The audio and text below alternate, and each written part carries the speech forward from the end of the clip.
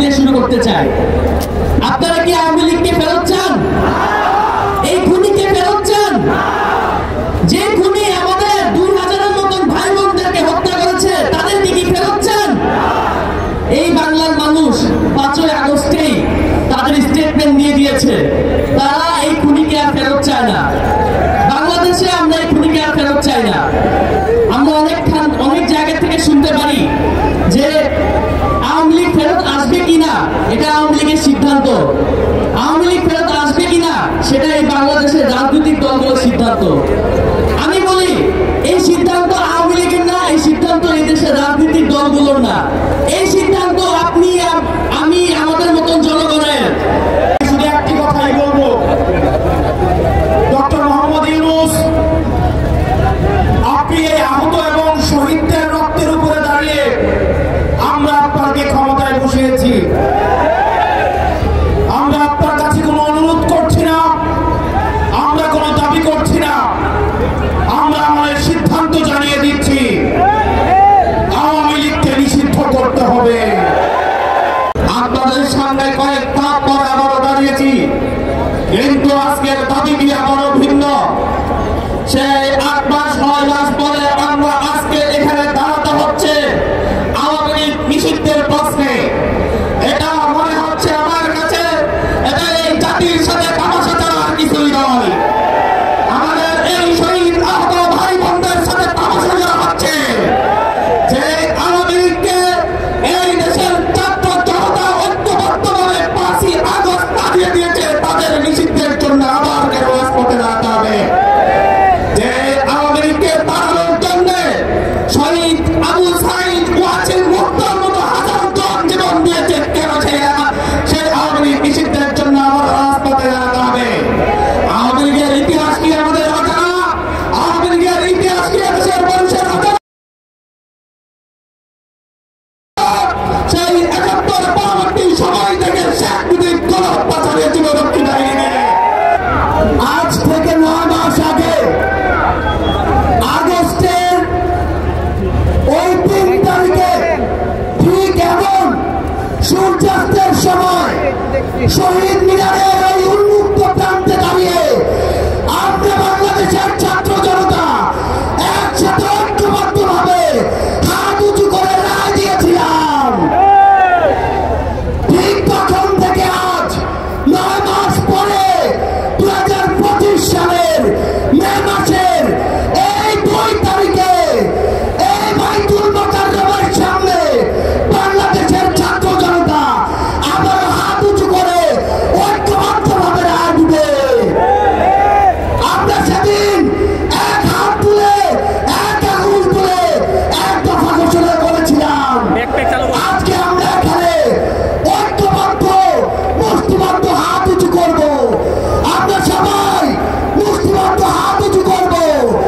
এই আওয়ামী লীগ পিলখানা হত্যাকাণ্ড ঘটিয়েছে কিনা? এই আওয়ামী লীগ শাপলা হত্যাকাণ্ড ঘটিয়েছে কিনা? এই আওয়ামী লীগ জুলাই গণহত্যা ঘটিয়েছে কিনা? এই আওয়ামী লীগ দিয়েছে তখন আপনাদের যারা নেতৃত্ব রয়েছে আয়েশি জীবনে আপনারা ভোগ বিলাসে মত্ত ছিলেন। আওয়ামী লীগের সাথে কনস্পাইরেসি করে যখন এই পল্টন ময়দানে যখন বাইতুল মুকাররমে অসংখ্য সমাবেশের ডাক দেওয়া হয়েছে, পুলিশের অস্ত্রের মুখে তারা রক্ত দিয়েছে, আর ওইখানে আপনারা রুমে বসে করেছেন। আমরা আপনাদের ড্রামাগুলো দেখেছি গত 15 বছরে। আপনাদের নেতৃত্ব ব্যর্থ হয়েছে, আপনাদের নেতৃত্বের ব্যর্থ হওয়ার কারণে ফিনিক্স পাখির মতো ক্যাম্পাস থেকে এই ছাত্র জনতাগুলো বেরিয়ে এসে বাংলাদেশের 18-19 মানুষকে মুক্তি দিয়েছে।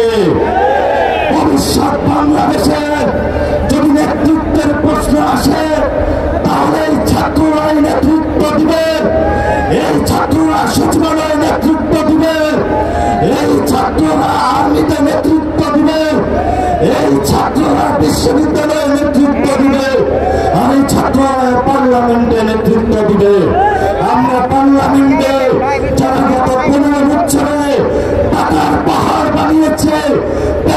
ব্যবসা করেছে, চাঁদাবাজি। নির্বাচন কমিশন এখনো সেই প্রস্তাবে সম্মত হচ্ছে না। আমরা সন্দেহ প্রকাশ করছি এই নির্বাচন কমিশন কার পারপাস সার্ভ করবে। ভুলে গেলে চলবে না, গণ অভ্যুত্থানের পরে নির্বাচন কমিশন গঠিত হয়েছে। আমরা দুঃখের সাথে দেখতে পাচ্ছি বিভিন্ন মিডিয়ায় সাংবাদিকরা প্রশ্ন করছে, সারা প্রশ্ন করার সাহস পাচ্ছে যে শেখ হাসিনা কি গণহত্যাকারী, সেটা কি প্রমাণিত হয়েছে কি প্রমাণিত হয় নাই। সেই সব সাংবাদিকদের উদ্দেশ্যে বলতে চাই, আপনারা সাংবাদিক নন, আপনারা ফ্যাসিস্ট আওয়ামী লীগের দোষর। বাংলাদেশে নয়, শুধু বাংলাদেশে নয়, পুরা পৃথিবীতে জাতিসংঘের রিপোর্টও স্পষ্টভাবে প্রমাণিত হয়েছে শেখ হাসিনার নির্দেশে, আওয়ামী লীগের নির্দেশে, আওয়ামী লীগের পরিকল্পনায় এই জুলাই আগস্টে গণহত্যা এবং মানবতা বিরোধী হত্যাকাণ্ড সংঘটিত হয়েছে। আজকের এই বিক্ষোভ সমাবেশ থেকে আমরা সুস্পষ্টভাবে বলতে চাই, অতি অবিলম্বে আওয়ামী লীগের যে নিবন্ধন, সেই নিবন্ধন বাতিল করতে হবে। নৌকা মার্কাকে বাংলাদেশ থেকে নিশ্চিহ্ন করে দিতে হবে এবং বিচার চলা